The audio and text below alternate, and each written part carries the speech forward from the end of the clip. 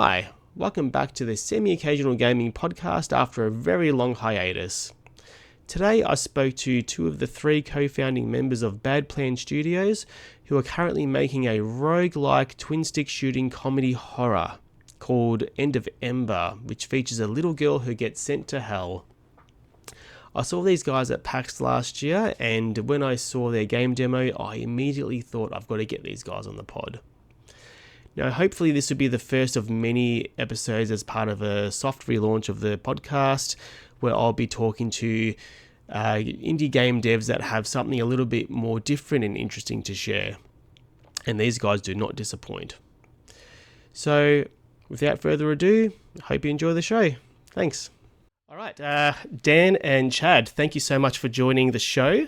You guys, why don't you give us a quick introduction about yourselves, your history, and then we'll jump into your game. I'll go first. So my name's Dan McGuinnes. I am the lead designer on End of Ember. My history.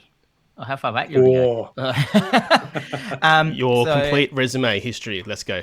Nah, just what got you into, I guess, developing this game, and maybe just what your background is, just briefly.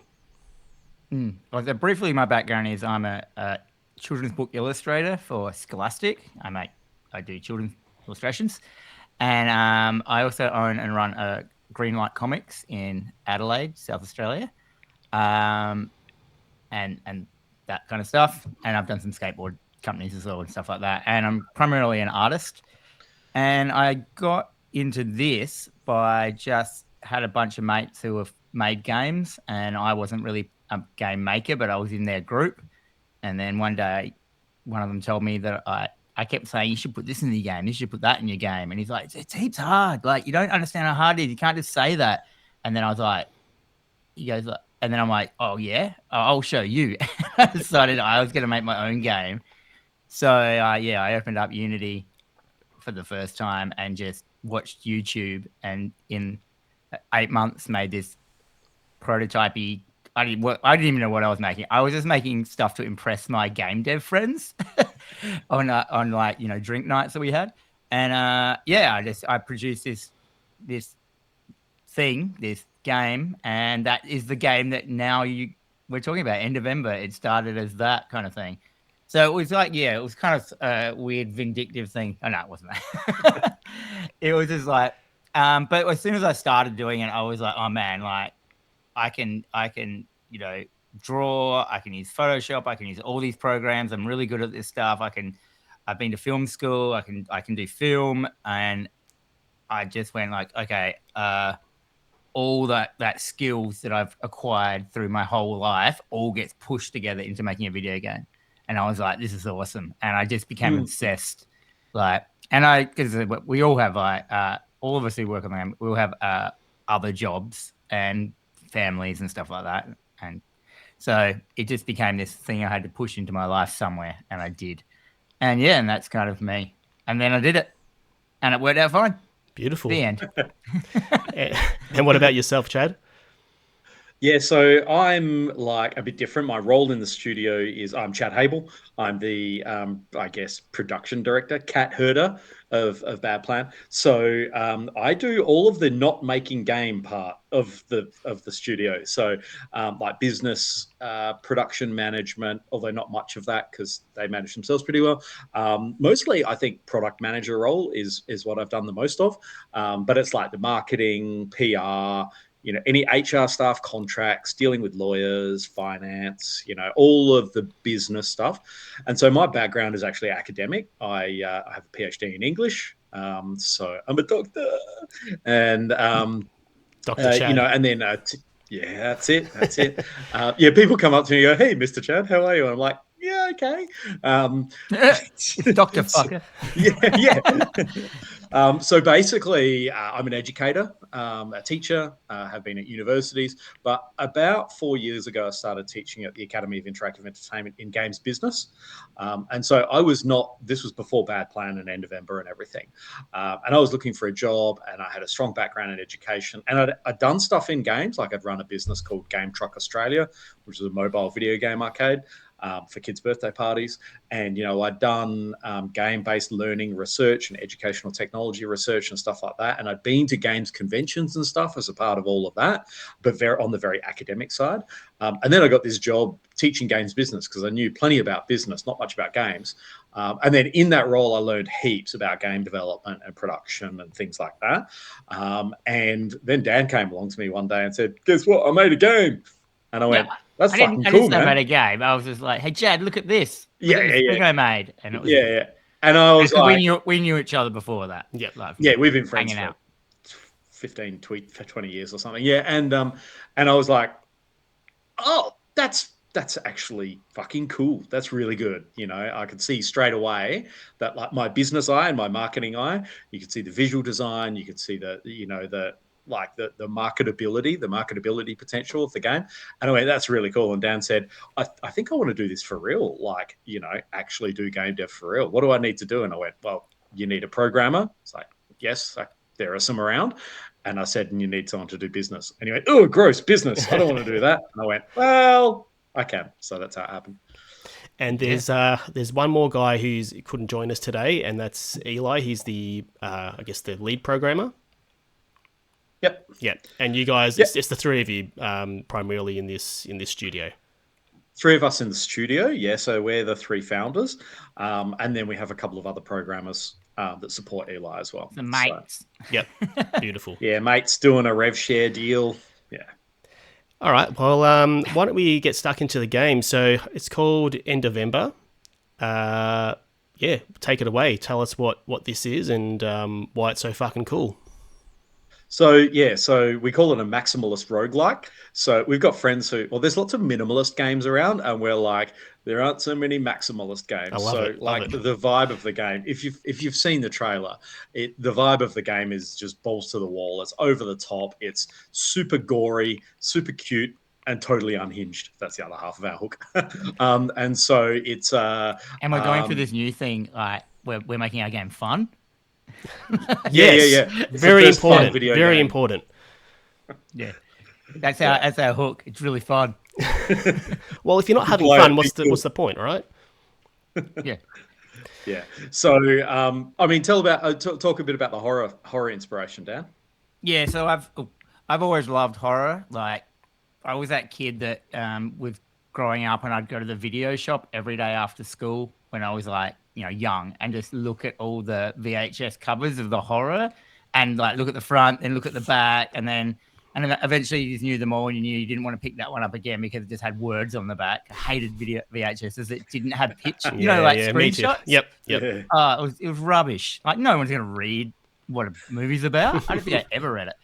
And and I was, because I was good at drawing, I started drawing horror-y kind of things, and then all my mates are into horror, and you're a young kid, you just love horror movies, but I kind of kept that horror movie love my whole life. Like, I kind of just kept going, and I kind of just I wouldn't shout to the hills that I loved it and stuff like that, but it's always been there. And then when this game came up, I was like, well, obviously I love like drawing like gore and stuff like that, and I wanted to make like the ultimate gory game. That I was like, I always play games, and I know it's going to sound like I'm a psychopath, but I always think they're not gory enough. But not gore as in like sadistic, horrible, like gore, like Wolf Creek or anything like that. I like over the top, fun, ridiculous. If an arm gets chopped off, it goes like shoots everywhere, and it's stupid. Like Peter Jackson gore from like Brain Dead or Evil Dead, and stuff like that. Comedy horror. Yeah, comedy horror, over the top. It's not believable. You know what I mean? It's not like no one's going to see my game and go like, and then with the gore in it and go like, oh, that's gonna give me like PTSD nightmares. No, it's like it's just stupidity. Yeah, like, it's fun. It's stylistically like almost cartoony. Kind of looks a little bit like the books you've illustrated. Yes. Well, it's my style. Yeah. I didn't even make a style for the game because when I started doing it, I was just like, this is what it's going to look like. This is the fastest I can do it.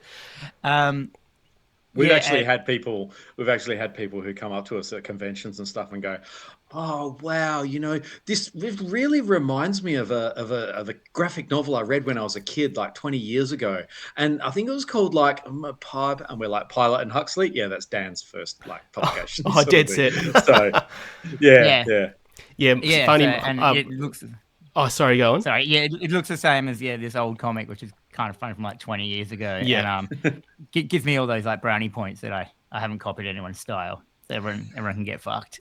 I was going to every say, every kind of like generation of animation is just like, because I grew up with The Simpsons, I grew up with South Park kind of thing, and that like through that, I remember The Simpsons starting and being a big deal and all that kind of stuff, and then so everyone's like, "Oh, you draw like this, you copied The Simpsons," and South Park came in. Like, you copied the South Park, and then like it goes on, and then it's these days it's like, "Oh, you're copying Rick and Morty and all that," and I'm like, "Dude, I haven't even changed how I draw in like 20, 30 years. Like, go back." And so I like it when these people come up and validate that for me, that they still recognize it like from a book 20 years ago. And then we had like 6 people at the last convention come up and say that, like, really? out of the blue. Yeah, and I'm like, wow, I guess they really remember that book. Yeah, well, yeah, your work spread far, it seems like. Yeah, I suppose. Well, actually, my son yesterday was he was reading one of the hot dog books, and I saw it and I said, "Oh, I know that guy." Well, I will know that guy. I'm about to know that guy.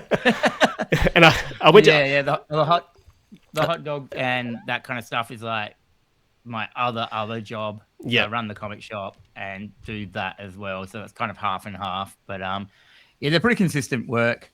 That stuff, I'm up to like volume 22 or something like that, and I've just started. There's a new one out, like a new series of hot dogs, like called Hot Dog and Friends, that I've been doing, and doing some other ones. And yeah, I've just been doing illustration work for years now. Yeah. Okay. So you know how it goes, John. Like now, your son's read Hot Dog straight into End of Ember, right? Well, I went to show him the trailer. Then I thought, maybe not. You're like trying to go. Well, wait a couple more years, yeah. Trying to get Baby Shark on. Yeah.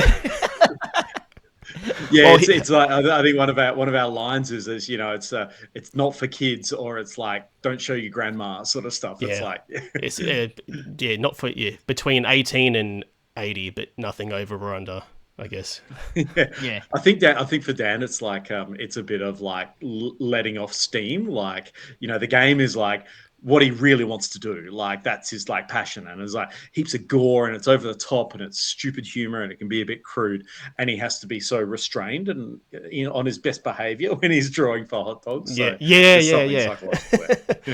That'd be funny. Do whatever I want. So yeah, while we're talking about that, what, like, I guess some of the inspirations in the game, we talked about like all the horror, I guess 80s horror sort of things, but it goes a bit beyond that, right? Because there's, like, as I'm playing the game, there's heaps of pop culture references in there. There's, like you said, there's things from The Simpsons. There's a Jeff Goldblum thing in there. Like, and if you just sort of pay attention in the background, there's all these really subtle little sprinkles of really cool, just pop culture references, and it's like it's really awesome. Like, and I've just played the demo. Is it the demo that's you've got on Steam, or?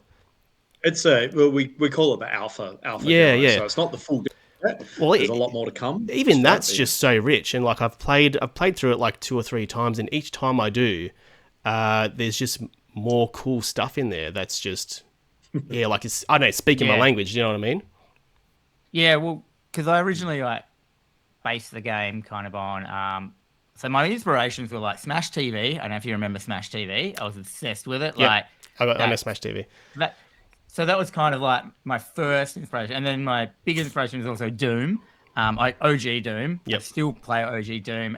It's not as obvious in the game, but it was more of like a tone or an attitude. Well, you got the Satanism stuff in there. Yeah, but also like, how the Doom, you're just like, I'm here to fucking kill things. Yeah. Yeah. That's the game. Well, you've got a real like I don't give a fuck attitude. Like it's do you know what I mean? Like some of the weapons are like this just does shit. Don't worry about it. Like. yeah. And then obviously I'm obsessed with like roguelike, so massive. So when I started when I started this myself, it was originally I was like, oh, I want to make a game. What's a game, that I like? And at the time I was really obsessed with like Binding of Isaac. So I was like, okay, cool. I'll just start a game like that. You know what I mean? Like that was as far as my planning went. And I'll make a character. I want to, I had a boy, then I had some marine, and then I was like, I had a witch at one stage, and then I landed just on a girl. So I was like, cool. It's cool, like the juxtaposition of like hell and this girl going in there as opposed to like, like a gnarled army man going into hell. I wanted to have this like young little girl going to hell, and she's fine with it. Like she's not like a Living Dead doll or a Monster High kind of thing. She's just a girl who but you're like, why isn't she scared? Why isn't she trying to leave? And I wanted that. That was kind of my like thing. Like, what would make this happy girl do this? And there's a whole narrative running through the whole game. Like, why don't you just quickly run through that narrative, like what I can't, the synopsis? Most of it's secret, but like just the start, like just the start. So the start is that like Ember, you wake up, it's your birthday, and you live in a pretty opulent house, and big mansiony McMansions kind of thing, and it's your birthday. You go down, and your parents are there, and they've kind of thrown you a party, but like your parents are rich. They're not really the best parents. They maybe shouldn't have had kids, and they're not mean to you or anything, but they just don't really. Bit neglectful. And they've thrown you this party, but they've just thrown it. It's just all their friends. Like there's no kids there. It's just like adults. Like, it's clearly not even for you kind of thing. There's ice sculptures of them there, like and then eventually, like, you get killed by your mum accidentally. It's actually it's quite changed the story a little bit since the playtest. We've got a different death for her kind of thing, to make it a bit more clearer. But that doesn't matter. Yeah, her mum and her dad kind of through negligence accidentally, like, she dies, and then she basically floats down and ends up in limbo, and this like entity comes to her and goes, "Hey, you're in limbo. You should probably register and go into hell." And so you go to hell, you go to the front desk, and there's a goat there, and he's like, "Hey, who are you? You're not supposed to be here. Like, you're not on my list of whatever, because like, you haven't done anything wrong your whole life. Why did you end up in hell?" kind of thing. And he's like, "Just go wait over there for like 600 years and they'll get you." Like, and it's kind of like a bureau. It's almost like Centrelink. I was going to say Centrelink, yeah. It is. It's basically Centrelink. I'm not sure what that is, the equivalent in other countries, but computer says no. What's that? Yeah. Computer says no. And so it's like welfare, like kind of a place, like. And so this entity goes, it's like a floating ball of power, and it goes like, "Hey, like that's pretty bad. Like, you haven't done anything wrong. Like, you're not on their records. Now you have to wait around like forever. You're killed by your parents on your birthday. Like, nothing's really going right. Do you want to he goes, "I'll lend you some power, and then maybe we can work out what's going on." And he does, and he turns into this chainsaw that can talk, and then that starts. You go into hell and you start causing havoc. But there is this like other story, like the chainsaw, like the entity has its own, game of why, of why he wanted to use you. There's reasons why you're not on hell's registry. There's reasons the parents come into it. There's all sorts of stuff. All shall be revealed. Yeah. You may not or may not even be in hell. Like, ooh, okay. Yeah. Bit of a spoiler. It is, or it isn't. Oh no, there's a long storyline that planned out of what it is, and looking forward to one of the other characters, it's arcs and stuff, and which is weird for a roguelike. I'm kind of doing like the Hades thing, they like keep playing, and you can open up levels, and then we've got these like story based, like almost like character backstory levels that you go through, and you get stuff from that, and that which you can play kind of independently. But if you want to finish it completely, you have to do them all, and you can keep unlocking like more and more levels till you can get to there's an ending. Yep. My God, is there an ending? Eventually, but it's not really an ending because there'll be more after that too. And Chad, do you get any creative input? Like, do you get to suggest things for the game, or say, hey, can you chuck this in there just for me, or anything like that? Oh, absolutely. I mean, Dan's really open to that, and actually he's often going, I need more ideas on this, so like I can't come up with all this myself, so give me ideas. And he's always wanting people to give input. The challenge is that no one has a brain like Dan, so it's like we can't come up with any crazy bullshit any more than he can. But yeah, we definitely have ideas, and he takes inspiration from our conversations and things like that. So that's pretty cool. But I'm kind of like, I don't really feel like I need to do that heaps. I'm not like a guy hanging around going, oh, I think this should go in the game. I want you to do that. I want you to do this or whatever. Because I'm just like, you're great. You do that. That's fine. There are things I want in the game. Like one thing I'm pretty passionate about is Twitch integration. So I really want to make it so that streamers can play the game and their audience can interact with the game, which is like kind of doable. And everyone's kind of like, oh, it's a bit hard. Is it worth doing? I'm like, no, that's the thing that I want. I don't necessarily want a particular type of boss or room or level or reference or anything like that. But I'm kind of like, for the marketing, that's cool. It's cool. It's cool. And it's like lending itself well to it, like being able to like, because there's a lot of like chancy kind of things in the game, especially in the build, the new build stuff that we're doing at the moment. More kind of like where you get to, the traditional, like you get an upgrade, but you get to choose one, in a roguelike kind of thing that's coming into it and stuff. There's like these deal demons that you can make deals with that basically break the game, like kind of thing, and like can change stuff dramatically. But there's always an up and a down to those kind of things, which is a roguelike thing as well. Like examples, dumb things like every enemy dies from one hit, but so do you, and stuff like that. Well, you wouldn't do that one, but like, well, you maybe. But your audience, a streamer's audience, might make them do it.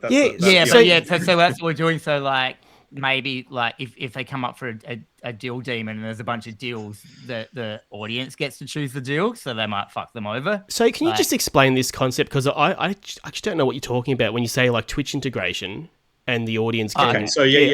Yeah. So I might be too old school. I don't know, but. No. It's like, it should be more common than it is. Like, people should do it more often because streamers fucking love it, right? But I think probably one of the best examples is Cult of the Lamb.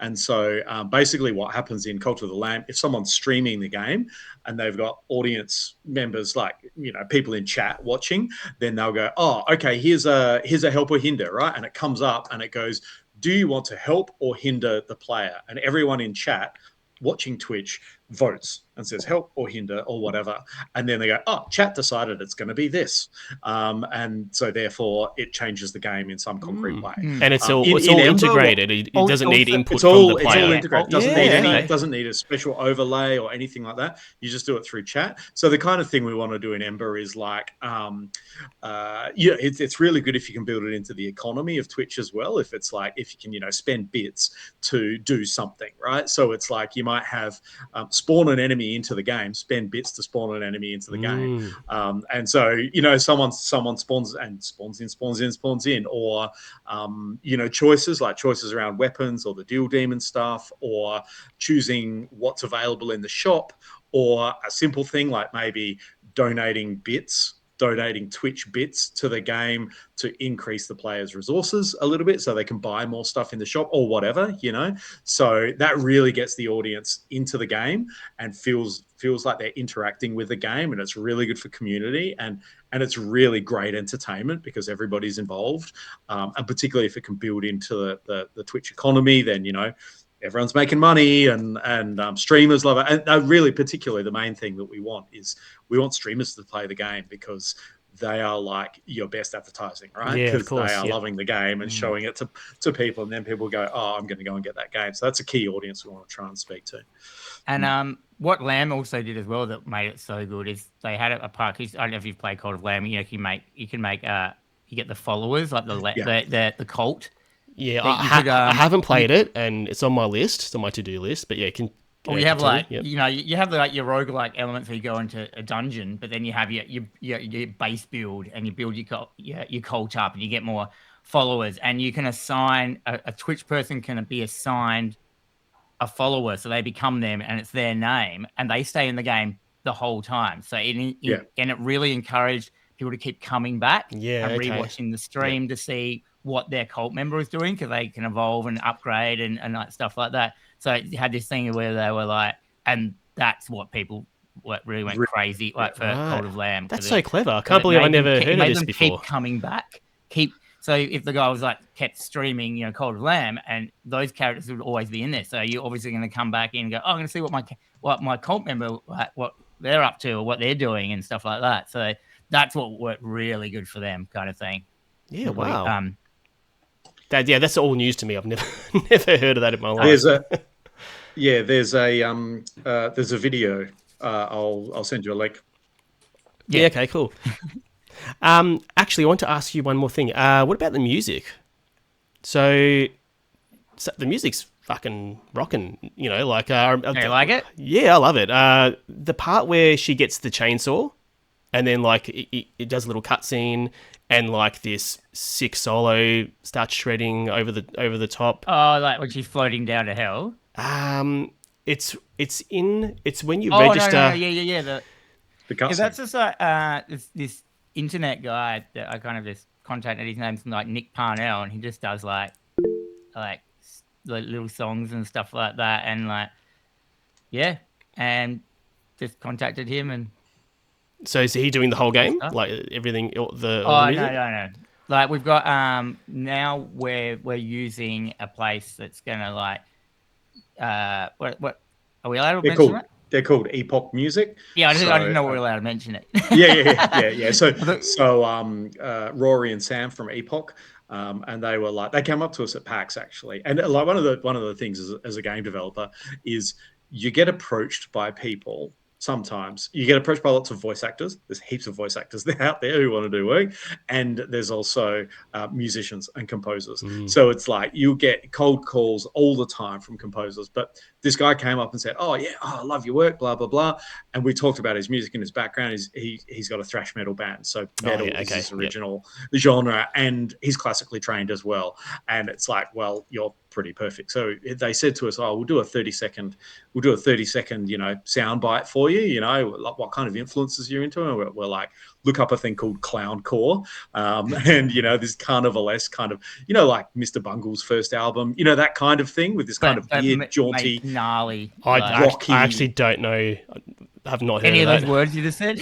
Oh, really? Oh, check out Bungle, fine. man. So Mr. Bungle is like one of Mike Patton, from Faith No More, one of Mike Patton's side projects. And the first album is just weird. It's just so weird and over the top. So anyway, these guys, they said, "Oh, here's a 30-second thing." And we were just like, yes. Like Dan just absolutely loved it. We were just like, yes. Perfect, love it. Actually, can we make a demo to go with your music? And they're like, "Oh, okay." So they're going to be on for the game, and it's just a matter of getting funding and being able to pay them and stuff. But so it'll be like live music, composed for the game. Really good stuff. Yeah. The last guy I spoke to, they got the Celtic Frost guitarist to do their music. Wow. Yeah. Wow. Oh yeah. Have you heard of Val Faris? Yeah, we'll probably not be doing that. How did they do that? Just know him or something? It's not. I think one of them knew. I think one of them knew him. No, it's Blood Reaver? No. So they've got 2 games, or they've got 3 games, but the first one is called Slain, and it's like a 2D hack and slash, and the second one's called Val Faris, and that's more of like a run and gun, and they've got heavy metal. It's basically heavy metal themed. It's fucking hard. It's fucking awesome too, though. I always like. I'm not heaps good at hard games. Like, I gave up on Hollow Knight 1 and 2. Oh, really? But still, just gave up. And then, that one you said, I can't remember his name. Yeah, it is real hard. It's hard. I suck at hard games, but I'm playing Silksong. I'm playing Elden Ring. I'm playing all these fucking impossible games, but I'm just drawn to them. Yeah, I mean, You're a masochist. I have finished I Dark guess Souls I 1 am, yeah. and Bloodborne. I've done. So. Oh yeah, well they're bloody I don't know. hardcore. They were just like but the Souls games you can just build up your character until it's not hard. Yeah, Where you can't get stronger in Silk Song. Like yeah, yeah. you can get some abilities in that, but deep down you just have to be really good at it, and I'm not. I think in Silk Song it's more forgiving because you can just sort of like try again and again and again until you get it right. But with Bloodborne or a Souls game, like the runbacks are like just brutal and Yeah, most of them have like the bosses have like as you go into the door, it's kind of like you can start from there. yeah, I I can't guess. remember. It's so long since I played Dark Souls and Bloodborne. Yeah, I played them when they were new, which is a long time. masochist games, I Actually, guess. Bloodborne not that much, but yeah. But What I'm did not.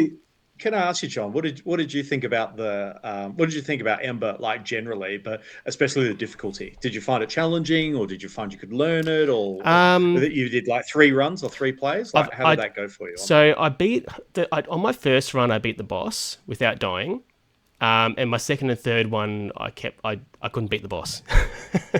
So I guess Right, I had a few drinks as yeah, well, so that might be why. But no, I guess it feels pretty balanced to me. Not too hard, not too easy. You're gonna have like a difficulty slider or setting. Well, I mean, I don't Nah. think we love the idea of difficulty, but Yeah. Dan and I might have to fight about this, but I do think accessibility options are Yeah, good. yeah, I think like I quite like the idea of having an intended experience, right? So like the way Dan wants to make the game, as hard as he wants to make it, that's the intended experience. So the developers have an intended experience that if they were going to play the game, this is how they'd want to play it. But then what you should be able to do is players should be able to like you the other night, right? You'd had a few drinks and like, I want to play Ember, but I'm a bit woozy. I'm going to take the damage down or the difficulty, not difficulty, because it's not about difficulty levels. It's about like being able to adjust. I want to play it where I'm super OP and I do more damage, but the enemies have more health as well. Or I want to play one where the enemies are fast but weak, and so I'm going to change the sliders in that kind of way. yeah. So accessibility options rather than difficulty options, because what often happens with difficulty options is there's like stigma around around playing on easy and things like that. People don't want to do that or whatever, and then it becomes, which I think is even worse, this kind of like like blokey macho power fantasy. I played Dark Souls on the hardest setting and I'm good because of it or something. It's just like all of that is bullshit. Technically, there is no Dark Souls. I know. But you know what I mean. That whole kind of like I'm a little bit against that because like my whole point of the game is that it's quite challenging to get through the whole story. So you have to earn the story. So if it gets too easy to do it, then people will just like do it and then be like, I'm done. It's a roguelike. You have to play over and over and over again. The whole point of them is to not just breeze through them. Well, the whole point is to die a lot, right? It's to die and to also like, and just see different. Like I made it because I just want a game that you can just keep coming back to, and each time you play it, even though you start from the start, it can be different. Yeah. Even I mean I don't know if anyone's going to achieve that level that Binding of Isaac has, like. Yeah, I want it in a different way, like finding new cool things and guns that, like, when you start using this gun, you have to change your whole play style. So it might not even matter how easy the enemies are because it'll be different. Like that's true. I guess you're basically finding your hardness levels in your weapons. I got this gun last night. The problem.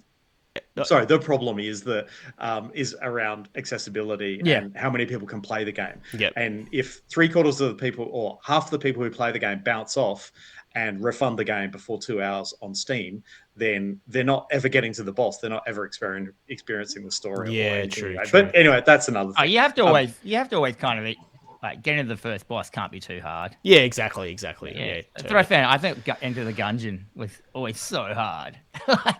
Like just getting to the first boss and Enter the Gungeon was always like, oh man, like I died like no matter how good I am, I die before getting to the first boss sometimes heaps of times, and I'm like, oh fuck. Like, Well, I'm not yeah. good at, like, I never played twin stick shooters, so I can't be good at them. But it was easy for me to get to the boss. Like, getting to the boss That version is wasn't an issue. Yeah. Yeah, that is the Yeah, cool. easy. Is the easy version that one Okay. you're playing though. Ah, You sure, get sure. like items at the start, give them Yeah, to yeah. you, and stuff like that isn't going to be in it. Yeah, we Fair found enough. a convention. Yeah, We because you found a want to show convention. people heaps Yeah, like as exactly. much as they Yeah, can yeah. see. I get Like it, yeah. they don't have time to sit there and Of roguelike. course, yeah. Yeah. Speaking of which, Sorry, John. yeah, John, you were going to say you had a gun or something in it when you were oh, playing. yeah, no, because you mentioned that you have to change your play style depending on what you find, and I got this gun last night, and the kickback like shoots you into the wall. So I was like, oh well, I can't use this gun normally. Got to be careful, like when I use Yeah. this one. That's what I was going to say. Yeah, that's like the super fire hose. minigun thing. Yeah, Yeah, love it. but yeah, if Yeah. you're near a boss and you get yourself into a corner, or if you want to move really fast, you can just like I shoot guess it the other way. And yeah, and that's just right. Yeah, yeah. Yeah. Interesting. But yeah, there's lots of weird little guns like that in there. But yeah, like the sperm gun. that's a roguelike. Yeah, Yeah. Um, That is good. I believe it's the inseminator. It's not a sperm gun. Oh yeah, sorry, the inseminator. Yeah. I called it the cum gun, but yeah, inseminator works. So Hashtag that. what's the reception been like from like conventions and stuff like that? Like, you got a lot of like a bit of a following that you're building up. It's pretty good. I mean, people who play the game really like it, generally, for the most part. Some people are like, "Oh, gross, not for me," and that's fine. It does tend to be a little bit divisive, which is actually a good thing, because people will either, not be interested, and that's fine. They can go and play it. There's plenty of cozy games out there, plenty of platformers, plenty of, first person, AAA games. There's heaps of stuff, but there are like, most people who play it have a really good time and laugh a lot. So there's lots of laughs and people going, "Oh my God, I can't believe they did that," which is really good. At PAX, we actually had like people who are like kind of weirdly into it, like really, really into it, Yeah, like okay. super fan type level stuff, which was cool. We have people who really want to support us and buy T-shirts, which is cool, and all of that. So when people see it, it tends to go well. But the real challenge is like visibility, is just putting it in front of people's eyes, getting people to see it. We had still the one good spike that we had in our wish list was, it was played by Alpha Beta Gamer. I don't know if you know them, but they play like alphas and betas. Rings a bell, maybe. Pre-release games.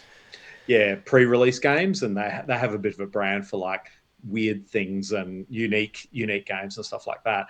And the good thing that we think is that when they played it, they did a review. They were quite happy with it, and we got like quite a good boost, which kind of encouraged us that, like, when we have the right audience, the right streamer or outlet, people really like it, and the Steam page is good enough that people will wishlist it, and it's great. So we're just like putting together some plans and hoping to build that kind of visibility and discoverability. And one of the cool things that we hope will come off, we've done an options agreement. So there's a film and TV production studio who have the right to go and try and get funding to turn it into an animated TV series. Oh, really? So yeah, so that would be like, I mean, it's really hard because film funding is just really, really hard. You mean And if that happens, they'll have the rights to it? Yes. Yeah, Well, they have the rights to develop it already as it is. So we've signed an agreement where they can go, and I think they're talking to Netflix Australia soon. Oh, really? And they were in Berlin, pitching and stuff like that. And I mean, that's like pitching to Netflix. So it's like, wow. Netflix have more money than God. So, so you've got to cross your fingers. But like, the dream is that that'll come off and they'll make an animated TV series, and that'll be like, wow, that'll be on TV. Yeah. And then that would solve our problem. So things like that, or something like, oh man, Northern Lion, if Northern Lion plays it, or, Hollow, or someone. Even if, or just get some good like coverage from IGN or anything like that. Yeah. IGN, traditional media, any of them. So, that's kind of the plan, is to try and get that visibility, because we hope that when that happens, it'll have a lot of appeal and people will, it's got its audience. You just have to get it in front of them. Yeah, because I saw this games, really. I saw all the fan art you've put in the bedroom. And it got me Well, thinking. some. Yeah, well, I thought, geez, like it's already That was got. the There's first already 4. fan art. Like the game's not even out yet. Yeah, I mean, Yeah. we've encouraged that as well. So last year's AvCon, we had a fan art competition, and we got like a dozen entries or something like that. So And it the Game is Boy cool. game as But well. I mean, yeah, Yeah. that's right. That was our first fan art, actually. Yeah. Townsy, our old mate, he's like, we made a Game Boy version of it. And then the first picture, the first drawn hand art was an old former student of mine who's an artist, and he does great anime type stuff, and just sent it to us and said, here you go, here's some fan art. I'm like, wow, cool. Awesome. So that's really nice, that feeling that there are people behind it, and there are people who are like, wear the shirt to conventions. And one weekend we had someone come back and say, oh man, I was at this drum and bass rave the other night, and there was this old dude wearing a t-shirt. I'm like, oh yeah, I know who that is. That's Orion. He was wearing the Ember t-shirt at this rave. So there is some really good signals like that. We just want more of that sort of signal. Nice. Well, there's also sometimes bad publicity. And I read that you guys had to remove some content a little while back. Do you want to touch on that? Or? Yeah, we got banned by Reddit. That's our biggest claim to fame. People were like, that was a thing. That was when we launched the Steam page. And the original version of the game had some content in it that was pretty gnarly. And people who know the game from the original will remember it. And basically what happened, it combined with, kind of a badly thought out publicity campaign by me, where I went on Reddit and I went, oh, everyone hates our game, everyone's banning our game, is it really that bad? And then put the trailer up and the Steam page up, and I did it on like the gaming subreddit and like places where you're not supposed to do self-promotion, and people jumped on and went, you idiot, of course it's that bad, that, you're just looking for a reaction. And we're like, yeah, and we got it. It was a good reaction. It was like, well, thousands, like it was really good traction. And then people started saying, there's this content, and it was basically dicks. There's dicks in the game, like dick joke sort of thing that we didn't think much about. Well, Dan was kind of like, oh, I just thought it was funny. And people were like, that's a little girl next to these massive dicks. That's like, oh, and then it went in that direction. It wasn't sexy in any way. Yeah. No, it was not. They were like huge, like they were just big. They were just big, like things smashing into the wall. Like I know the things you're talking about. Yeah. Yeah. But they were just like massive dicks that had all broken glass stuck in them. Oh god. So there's nothing sexy about it. But everyone piled on, and it got really pretty bad. Yeah. So you're exactly right, John. It's like that was the day I learned there is such a thing as bad publicity, and that was like, oh right, okay. Yeah, we got like 80,000 things in like an hour on Reddit, and like Reddit just shut it down, and then they shut our whole, like they deleted the whole thing, and then they banned us. Wow. Yeah, the account. Banned the account. It was weird. Like, I don't even know why we got banned. We didn't do anything. People were saying stuff like, you should check your local regulations because this goes as child porn, and you guys are going to go to prison and stuff like that. And you're on a watch list. Anyone who watches this trailer will be on a watch list. Oh yeah, okay. The guy that was like, oh, I didn't watch the trailer, but judging from the comments, you guys are going to and just had this massive tirade of everything that was wrong with the game, yet he hadn't even watched the trailer. He'd only just read the comments about it. So after that, we did a bit of soul searching, and Dan was actually like, they're paying attention to the wrong stuff. Yes, we want to offend people, but not with that. It's the gore that we want to we want to focus on, the violence and the gore. And so we made a decision to remove all of the nudity, and it was stuff like, like, because Dan's like, oh well, they're all the enemies are in hell, but people don't wear clothes in hell, right? And it made sense. Drew everyone nude, and then Steam was like, oh no, this guy has little nubbins of a penis, and that resembles a vagina, and all of this sort of stuff. So we had to strip that right back. And so Dan started putting clothes or mankinis on the enemies and stuff like that.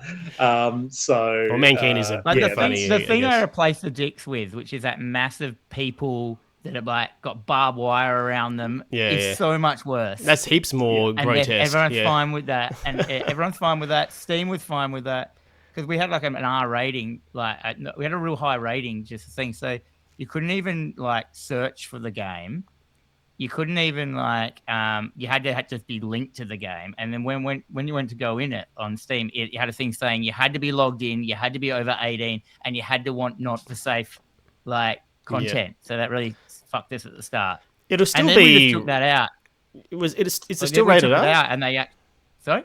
There's no rating yet for it. Oh, so, okay, yep. No, well, we pre-release games don't get rated. You have to go through. Yeah, it was all based on the trailer. Yeah, right. We just took the trailer down and re-edited, and then told Steam that we've taken it all out of the game, and they actually replayed it again, which they never do.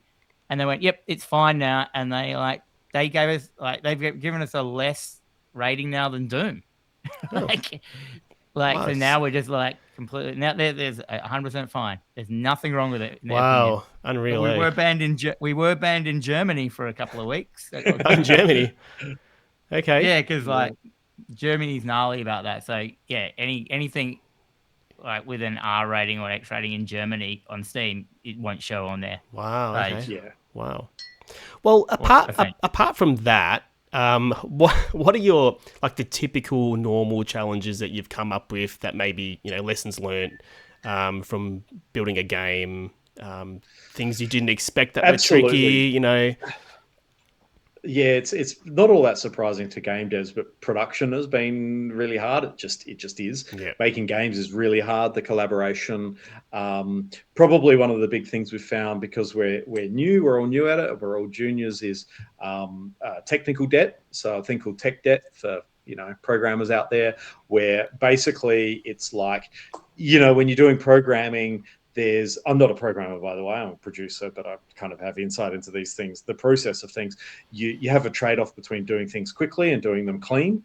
And so if you try and get things done and you try and push things out and rush them, it's not rush. It's not rush. It's just the tech debt builds up. Yeah, things that can create bugs down the line, or things that have heaps of dependencies where if you change this, it'll break that in other part of the game. You can plan ahead for that not to happen by setting stuff up in certain ways. Surely anyone can even I could program stuff, which I did, but I can't look forward and know what that's going to affect, and that's going to affect, and that's going to affect. So people that the big challenge with programming is it's like cooking. If you've ever cooked a meal for the first time and you cook it and you sit down to eat it, and straight away that you should have done something a little bit different, and so you're like, oh, the second time I'm going to do it, I'm going to put more pepper in or something like that, and it's going to be even better the next time. And so that's what game devs like. So you often have to refactor and rebuild, and that's why sometimes games take a long time, because people get better at programming and understand more. So they go back and I have to rebuild it all now. And then then they learn more, and they're like, shit, now I have to go rebuild it all again. And gotcha. So you need to get a programmer who doesn't need to rebuild it all the time, kind of thing. Yeah. That's why a program with some senior background is really, really critical. Someone who's able to foresee, do system design and technical design stuff, and will know that this is a better way of doing things rather than that way, because and this is worth spending time on here but not there, and this is good enough for now, and not overthink things. That balance between the engineer and the prototyper is one of the things. So definitely the programming side of things, the technical development side of things has been the most challenging. Yeah. And are you going to self-publish, or are you looking for publishers? Whatever happens. I mean, we're planning to self-publish. I think I know a lot of studios, and they will. A lot of studios really push hard to pitch to publishers and try and get a publisher, and they need it for funding and all that sort of thing. We're planning on self-publishing, and we want to do it all ourselves. Yep. And if someone comes along and wants to publish the game and wants to help us, we'll talk to them. We do pitch and we do talk to people, and we have people in our network, but we're not.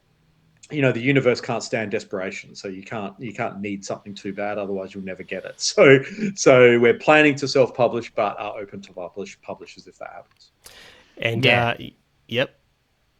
I agree. We don't want to. We're kind of like, a lot of publishing deals are very exploitative. So what publishers want to do, obviously, is have minimal input and get maximum output. So they want 50% of your revenue, and they want to just put a couple of $1,000s into marketing. So like the deal for indies is generally really bad. So we're pretty wary of that. And like it's usually used for like if you need to pay people to get the game, to make the game, you need money. So you go with the publisher kind of thing if you can. But we're kind of like chugging along. We could make the game. We can keep making it without that because we all have jobs. It'll just take a bit longer. Well, Chad seems to have like you've got the background, the expertise to sort of handle that part. Seems like so. I think self-publishing for you guys is probably the right way to go. But another guy I spoke to, Pat Naum, who he made a game called The Master's Pupil a couple of years ago. And he ended up self-publishing because he couldn't get a publisher because when he went to pitch, his game was already done. And and a lot of mobs said, well, we want to have some creative input, so we don't want to just put our name on it if it's already finished, So he ended up self-publishing in the end, So the opposite problem. You know what I believe? I believe that publishers will say they'll just come up with excuses. If they love the game and they really want the game, they will take it at any stage, early, late, whatever, and they'll often go, oh well, it's not quite for us, or blah blah blah. There's a genre thing. It's too niche. It's not niche enough. It's too early. It's too late, or whatever. But the fact of the matter is that they just don't love the game enough. Yeah, fair enough. If a publisher comes in and they think a game is banger and it's going to make money, then they'll go for it. Yeah, it makes sense, doesn't it? Yeah. That's what I think. And then, and I think the big problem is devs second guessing a lot. And I've heard of people, I'm not gonna put my Steam page up because the publisher might want to have input into the Steam page. It's like, why would you do that? You need a Steam page like early, and then you can get some numbers that might convince a publisher. If you got a publisher who's complaining about the fact you've already got a Steam page, then they weren't the right publisher to start with. Yeah, it makes sense. I've got one last question, and then I'll let you guys go. Is there any game developer or indie dev, or is there any game that is special to you in some way that you wish you could talk to the people behind it? So, like I guess who's your hero game dev, or is there a particular game that you play and you're like, fuck, I wish I could talk to the guys that made this. Is anything like that? Ed McMullen, for sure. And what's... so the Binding of Isaac guy. Oh, yeah. Binding of Isaac and Eugenics. That guy's just awesome. The good thing with, like, these people is there's so many interviews with them online, and they've done things like... Because I love Half-Life 2, but I don't think I'd need to meet the Half-Life 2 people because there's so many movies about, like, no-clip videos. Makes sense, and, and then... Yeah, and then all the other games that I love, like, I played the new Resident Evil recently and I really loved it. I thought it was amazing, but that's just they're not the same people that have made all the Resident Evils. No, of course not. It's always like, and then if you meet the people that that made like the original Silent Hill or something like that, you're like, well, it's all well documented by now, right? It's all, I'm not going to get any information out of it. It'll be more like, hey, I liked your game. Yeah, it's a weird one for me. I don't know who I'd really want to meet, kind of thing, and like, yeah. I mean, I'd like to meet Ed, and I think he's like this dreamboat, like this nice guy, like humble, not a dick, doesn't even like amazed that his games go good, even though they're like the hugest things on Steam. So it'd be cool to hang out with him, but I don't know what I could. Yeah, it's a weird one because I always do that thing where I don't get signatures. I don't like talking to. If they don't know me, then why would they want to speak to me? I've got that weird thing. Like, do you know what I mean? Like, yeah. It's just like all these people that go to cons and I got a photo with this person and a signature I paid for, and I'm like, yeah, but like, so what does that? Why? What does that do for you? You didn't learn anything off them or hang out with them or they give you any advice or you know what I mean? Like. There's I see what you're saying. One developer that comes to mind for me, and I don't have a gaming background or anything, but the guy that made Abe's Odyssey. So the old world guy. So his name's Lorne Lanning, and even though there's like heaps of podcasts and interviews out there with him, he's just so like charismatic and really fascinating, and he's always got something really interesting to say. His background is like really bizarre as well. For me, even though I don't need to know any more about those games, they've been out for ages and everything, but he's one guy that, if you ever sit next to him on an aeroplane or something, he would be a fascinating guy to talk to. Yeah, in my opinion. I suppose I sound like a dick before, but but like you arsehole. I don't know. I just always find it weird. Like I never have this urge to meet anyone unless like I don't know. I'm like it's someone that can teach me something, or you know what I mean. But I suppose you can learn from those people. But like I don't know. It's weird. You're not much of a fanboy type person at all. No. In general, I can beat you on that, Dan. I'll sound even more like a dick by saying that I want to be the person that other people want to meet. Yeah. Which is like, I want to be that person to other people, which is unlikely because that's much more likely to be Dan. Because we do have I have my students and people coming up and going, oh, where's Dan? Can I meet Dan? Oh, and I'm like, yeah, he's like the cool guy. He's not here. I didn't know they liked me. Yeah, it's a thing. It's a vibe. Well, it's a good answer. Dan, Chad, thank you so much for your time today. I really wish you all the best with your game. Do you have a rough timeline, like how far off do you reckon it is? Yeah, we're hoping to have a demo out this year. Yep. So keep an eye on it.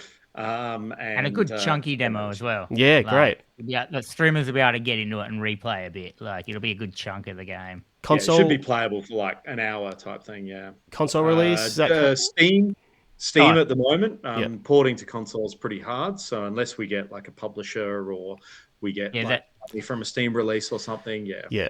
So that is something you do need a publisher for. That's like $100,000 per platform and stuff like that. So it's not like you go to settings, console, Xbox. It's not like that. You can. So when you're in Unity, when you export a build, you can tick a box that says, do it for PS5. But then you need to become a partner with PS5 and you need to go through certification. So you need to submit your build to PS5, and there's a whole bunch of technical requirements where you can't have things in your game that are going to fuck up the operating system of the PlayStation and stuff like that. So there's actually quite a lot of work. And then there's a lot of stuff around optimization and making sure it works with different architectures and a whole number of things. So porting is a whole art in itself. Yeah, fair enough. So that's maybe one day, but probably not day and date. Yeah, fair enough. Well, Steam will have to do with the Twitch integration. Yeah, that's right. Do you want to just where can people find your game or your website? Is there anything you want to plug? Best thing is to go to Steam. That's what we want. You can go to Steam. People can wishlist it. Yep. You can play it via Steam Playtest, and then we're on all the socials as well. So if you see Discord us on and stuff like Instagram, Yep. we have a Discord page. All the links are on the Steam page, or you can just Google. It's just End_of_Ember on all the platforms. So you'll be at anywhere really. PAX this year. Well, we were talking about that the other day. We kind of depends. It depends. Yeah, it's hard. We actually need to make the game. That needs to be the top priority. So production might take priority this time. Fair enough. Well, thanks, guys. Once again, appreciate your time, and I wish you all the best. Looking forward to playing that demo. John, thank you very much. Thanks, guys. Cheers. Bye-bye. Bye. Bye.